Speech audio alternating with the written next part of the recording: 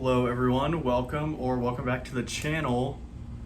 As we are about halfway through the year, actually by the time I post this video, it will be exactly halfway through the year in terms of months, that is. We'll be halfway through the year, 6 months in, and I wanted to do a mid-year reading check-in.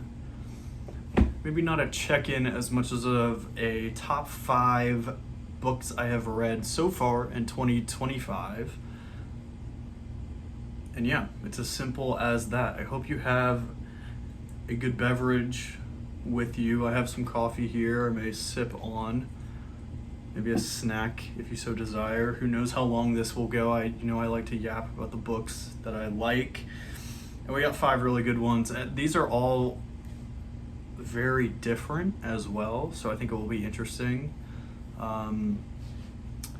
These are in no particular order as well, and sorry about that, just smacked you guys upside the face. Won't happen again. But yeah, let's get into it. The first, I guess they are in a bit of a particular order. The first book, sorry, I need to adjust this back. First book, I actually don't have the physical copy of it because I just checked it out from the library and listened to it on audio. Maybe I'll throw up a picture here, like a proper YouTuber. Imagine this is the book. First book is a nonfiction book. It was I'm Glad My Mom Died by Jennette McCurdy. Oh my gosh, that book is insane, guys. So good. I've talked about it briefly on the channel, I think. Definitely look up the trigger warnings before giving it a listen to. It is a autobiography of Jennette McCurdy's life from basically her earliest memories of being a childhood actor all the way up until present day, and just the stresses of being a childhood actor, specifically the pressures put on by her own mother and some of the things her mom made her do, and then how she had to basically pay for it later in life. It was insanely good. I listened to it on audio and Jennette McCurdy narrated it, so she was like reading her own book to me. It was epic, guys. You got to check it out. It is, like I said, very emotional, very deep, very just jaw-dropping at times. But if you're into that sort of stuff, definitely give it a listen to. If you don't know who Jennette McCurdy is, she's a famous actor, was a child actor in shows like Sam and Cat and obviously iCarly as well on the Nickelodeon channel. So yeah, now she's a full-grown adult doing adult things. But yeah, give that book a read, maybe even a listen to. Insane. Next book on this list, I got the rest of them in physical copies that I own. Next book is going to be, it has to be, A Clockwork Orange. I guess it's in no particular order, so it doesn't have to be this, but it is A Clockwork Orange. And why was this on the list? I think the language in this book is just something like I have never read before in my life. The story is also fairly compelling in the motifs it is trying to portray of how, and the big picture, the big question it's asking is if it is morally right to be quote unquote good if it has been programmed out of you to be bad. So if the ability to be bad or unruly has been programmed out of the human body, does that necessarily make you good now, or does the ability to change or to choose between the two and then only choose good make one good? So sorry, my Teams notification went off. Let me mute that. So yeah, just a sort of question to ponder, and takes an interesting way to go about answering that question just in the language that the book is written in. The dialect the characters use is like a pseudo British slang slash Russian hybrid. A short book as well, so it packs a punch in not a lot of pages. Give this one a read. This is one that I recommend to immersion read, so you follow along on the pages as it's being read to you on audio, just because some of the language you can get tripped up on, but I found it stuck with me more when I did my sessions of reading in that immersion style. So give this one a listen. A Clockwork Orange by Anthony Burgess. Next on the list here, do another nonfiction. Wow, okay. I did not know I had 2 nonfiction books on this list, but that is just how good my nonfiction reading has been this year. If you followed the channel for any bit of time, it may come as no surprise, but number 3 on the list here, American Prometheus by Kai Bird and Martin J. Sherwin, The Triumph and Tragedy of J. Robert Oppenheimer. Obviously the brains behind the atomic weapons during World War II, and the story of his life that led him to that point, and then sort of his life after the war, and what all of his years of hard work and dedication got him in the end. It's also sort of a study on the American fear of communism following World War II, and how they sort of basically took it out on Robert Oppenheimer, following all his great work that he did for the country. It's very scientifically dense here. Like, the book is this long here, and this is all the scientific notes at the back, all the references.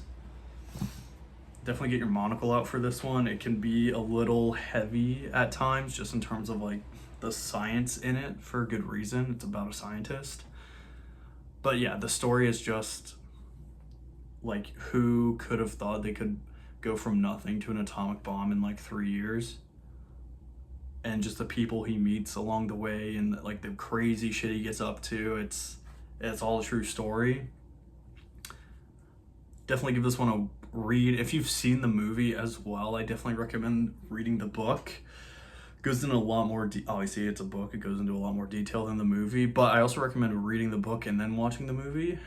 The movie is epic, to say the least. The soundtrack, like, literally perfection. But yeah, I don't know really what else to say about this book, except you should read it if you at all are interested in World War II history, science, just biographies in general. I think this is a good one. American Prometheus. Next up on the list, we'll save the one I've read the most recent for last. Was tempted to not put this book on the list, and then I had to come to my senses and pinch myself, because of course it had to be on this list, and that is Herman Melville's epic tale of the whale, Moby Dick. I loved this book. This is like such a hot take, but I think this book is fantastic. So good. Read this one cover to cover, just like could not put it down for whatever reason. It is amazing. I didn't listen to this at all either, so I read the physical book, this copy of it actually, for all of it, and oh my goodness, where do I even begin with this book? Not only is the story just a good story in general, there's a lot of allusions to biblical teachings, and there's a lot of Christ-like imagery and things of that nature. There's a lot of just like raw facts and data in here about whaling at the time. It really paints a picture, an accurate picture of what America was like in the 1850s and what life was like in the 1850s aboard a whaling vessel. so fascinating. I loved this book so much more than I thought I would going into it. Yeah, so insanely good. If you are at all daunted, if this book is at all daunting to you, let this be your sign to go ahead and read it. I posted a full review on my channel. Funnily enough, it's like the least popular video on my channel because this book is probably, I don't know, it's seen as like some scary monster Leviathan book. Not like, well, yeah, the book is about like that, the whale, but like the book itself needs to be more approachable, and I think it is if you just take your time. I think in my review I said it's sort of, the book itself sends you on your own personal whaling journey, not to get like too high and mighty or whatever the hell, but like just traveling through the book and reading it, there are parts that are arguably less exciting than other parts. There are lulls in the action, but then when the action hits, it's like you like can't stop reading it. You read it so fast, you just have to engorge yourself in it. I would like to think that would be what the characters were feeling aboard the Pequod whaling ship as well. So yeah, maybe some symbolism in there. Give this a read. This is your sign. You gotta read Moby Dick, not for school or anything. Just read it for fun and you'll enjoy it. Let me know if you do, and if I was wrong. Actually, don't tell me if I was wrong. I only want to hear good things in my comments. Just kidding. Alrighty, that was 4 books. Got the last one here. Like I said this one for last because it's the most recent book I read, and by that I mean I finished it yesterday. That has to be Panenka by Ronan Hession. This is a general, just literary fiction book. So we got a whole swath of types of books here. We got 2 nonfiction books, 1 an autobiography, 1 a biography, 1 like deep classic in Moby Dick, 1 more modern classic in A Clockwork Orange, and then this modern literary fiction book in Panenka. Where do I even begin with this one? How about a brief synopsis? It is a love story told in such a way it sort of makes you question your own relationships and like whether the things you are feeling are real or not, if that makes any sense. It tells the story of a retired famous soccer player in this it's a made up town, but it very closely resembles a town in England. The town is called Seneca, and this person, not this person, this is just a painting, but the main character was a player on the Seneca football team, soccer team for Americans, and he has a rather traumatic event that ends his career, and he is dealing with repercussions of it, namely this iron mask sort of medical anomaly headache spurt that he gets seemingly every single night. He's also living with his daughter, his only daughter at the time, who is in her mid-20s, and she has a child as well who is living with him, and so there's some family turmoil there. You know, I love family epic dramas. This does not disappoint on that front. It is the shortest book on this list, only 160 some odd pages, and every single page is worth its weight in gold. My last video, my most recent one, it was like 20 minutes long of just like spewing about this book, so I won't go into too much detail here, but just some of the ways that the author describes the seemingly mundane, ordinary, everyday tasks and feelings people experience is something I've never read before in a book ever. Just read this book. I know a couple of people have already checked this book out because of me, which I think is awesome. Let this be another sign, if that first video didn't convince you enough, to read this book. It is so good. I took my time with it over the span of about 10 days. I really wanted to savor the book and sort of reflect on some of the passages I read. It seems like every single chapter there's a passage that just like sort of makes you have to set the book down and stare at a blank wall for 3 minutes and contemplate what you just read. Give it a read for yourself and let me know what you thought of it. If you, or I guess when you do read it. Enough of that. But yeah, that is my top 5. There we go. We can count. Top 5 books. Oh. Top 5 books. Also include Jennette McCurdy's book here that I have read in 2025. How many books have I read this year? I have my Goodreads pulled up just because, I don't really care how many books I read a year as long as they're good books. I have read 28 books this year, so definitely less than last year up until this point. I read 64 books last year. Here I'm on pace to read 56. I literally do not care how many books I read a year.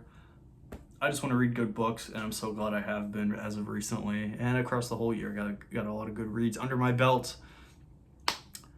But I am yapping once again. I appreciate you watching up until this point. Let me know if you've read any of these books, and if you have, what have you thought of them? Maybe, I know I got a couple hot takes in there, maybe not too many fans of Moby Dick. Maybe I put you on your next favorite read. Let me know in the comment down below. But yeah, appreciate you watching. As always, everyone, give it a like if you liked it. Consider subscribing if you're new. These videos are always so much fun to make. And yeah, hope you have a great rest of your day. Thanks for hanging out, guys.